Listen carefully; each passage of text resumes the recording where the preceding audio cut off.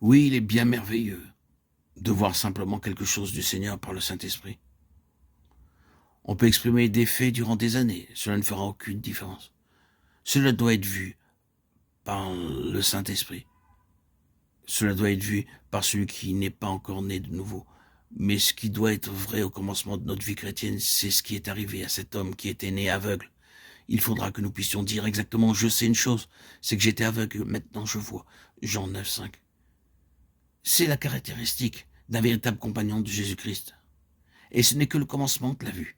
L'apôtre Paul a donné une grande quantité d'enseignements aux croyants d'Éphèse. Il leur a dit, je n'ai rien négligé pour vous faire connaître tout le dessein de Dieu. Acte 20, 27.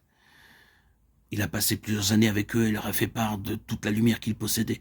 Ils étaient donc des chrétiens qui avaient reçu beaucoup d'instructions. Après cela, Paul alla en prison et de là, il leur écrivit une lettre dans laquelle il leur dit, faisant mention de vous dans mes prières, je prie le Dieu de notre Seigneur Jésus-Christ, le Père de gloire, de vous accorder un esprit de sagesse et de révélation qui vous apprenne à le connaître et d'illuminer les yeux de votre cœur. Éphésiens 1, 16, 18.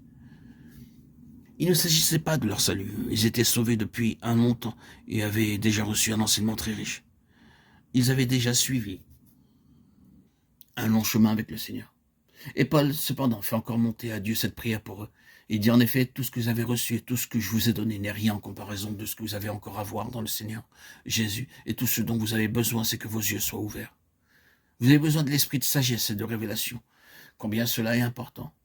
Avons-nous remarqué comment Paul termine cette lettre? Ce n'est pas contre la chair et le sang que nous avons à combattre, mais contre les dominations, contre les puissances, contre les princes de ce monde de ténèbres, contre les esprits mauvais qui sont dans les régions célestes. Éphésiens 6, 12.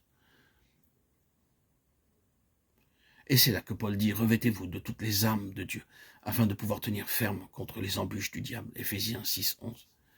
Les embûches du diable consistent parmi d'autres choses à nous empêcher d'avoir plus de lumière, à nous dérober de la lumière que nous avons, à tout employer pour nous dérober de la lumière que nous avons, à introduire quelque chose qui aveugle nos yeux, à les détourner du Seigneur Jésus pour les fixer sur autre chose, peut-être sur nous-mêmes ou sur un intérêt terrestre. Dès que cela nous arrivera, nous serons de nouveau en esclavage et des prisonniers impuissants.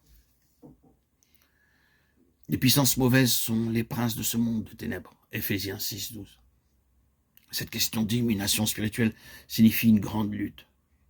En vérité, il y a toujours une bataille à livrer pour recevoir une lumière spirituelle nouvelle. Il faut nous arrêter ici pour le moment, bien que nous ne soyons qu'arrivés au seuil d'une question très grande. Cette pensée si grande de Dieu est reprise en Christ pour être transférée ensuite à ses compagnons.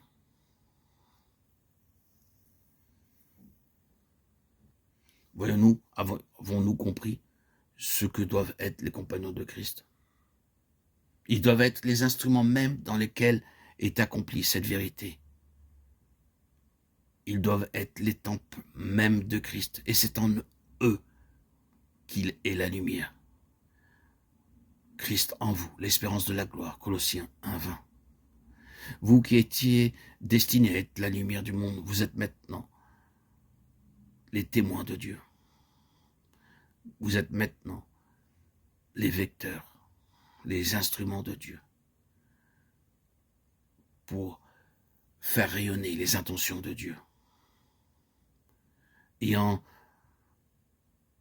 l'intelligence obscurcie, Éphésiens 4, 18, les incrédules dont le Dieu de ce monde a aveuglé l'esprit, afin qu'ils ne voient pas resplendir l'évangile de la gloire de Christ, qui est l'image de Dieu, 2 Corinthiens 4, 4. Lorsque la lumière vient de Jésus sur une âme, cette âme alors est libérée. Et toutes les intentions du diable, de ce monde, sont renversées. Les regards du croyant sont dirigés vers le Christ et rayonnent de la vérité de Dieu, car ils sont des instruments de Christ.